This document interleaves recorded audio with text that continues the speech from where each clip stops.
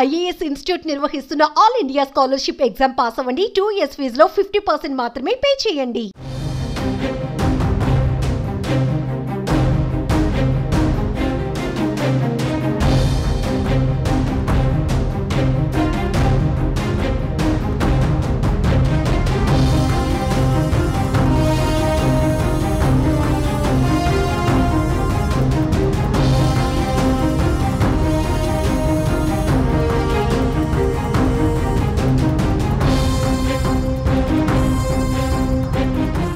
నమ్మినవాడే రాక్షసుడిగా మారాడు. ప్రేమ పేరుతో దగ్గరై జీవితాన్నే అంధకారంలోకి నెట్టేశాడు.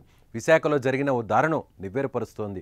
ప్రియుడి చేతిలో ప్రియురాలు వంచనకు గురైంది. ప్రేమ పెళ్లి పేరుతో కలిసి ప్రియుడు అత్యాచారానికి పాల్పడమే కాకుండా స్నేహితులతో కూడా ఆమెపై అత్యాచారం చేయించి వాటిని వీడియోలు తీసి వేధించాడు. చివరికి చావే గతి అని భావించిన ఆమెను కుటుంబ సభ్యులు రక్షించి ప్రశ్నించగా సంచలన విషయాలను వెల్లడించింది. అసలు విషయం ఏం జరిగిందో తెలుసుకుందాం.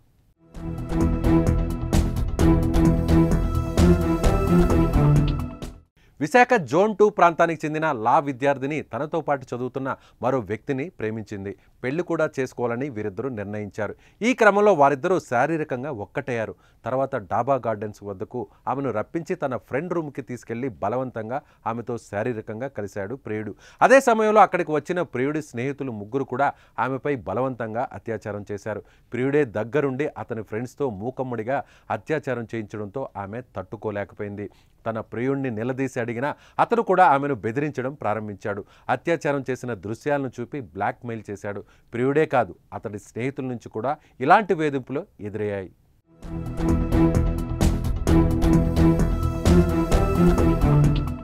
ఆమెతో కలిసినప్పుడు తీసిన వీడియోలను బయట పెడతామని ఆమెను బెదిరించేవారు. దీంతో జరిగిన విషయం చెప్పలేక వారి వేధింపులు తాళలేక ఇంట్లో ఫ్యాన్కు ఉరేసుకొని చనిపోవాలని ఆ యువతి డిసైడ్ అయింది. కానీ కుటుంబ సభ్యులు గమనించి ఆమె ప్రాణాలను కాపాడారు. దీంతో కుటుంబ సభ్యులకు ఆ యువతి ఏం జరిగిందో చెప్పింది. దీంతో ఆమె కుటుంబ సభ్యులు 2 టౌన్ సిఐకి అలాగే ఏసీపీకి ఫిర్యాదు చేశారు. కేసు నమోదు చేసిన పోలీసులు ఈ కేసును తీవ్రంగా పరిగణించి విచారణ చేపట్టారు. నిందితుల కోసం ముమ్మరంగా గాలిస్తున్నారు. నిందితుల్లో ముగ్గురు లా స్టూడెంట్స్ కాగా మరో నిందితుడు వరుణ్ మోటార్స్లో క్యాషియర్గా పనిచేస్తున్నట్లు తెలుస్తోంది.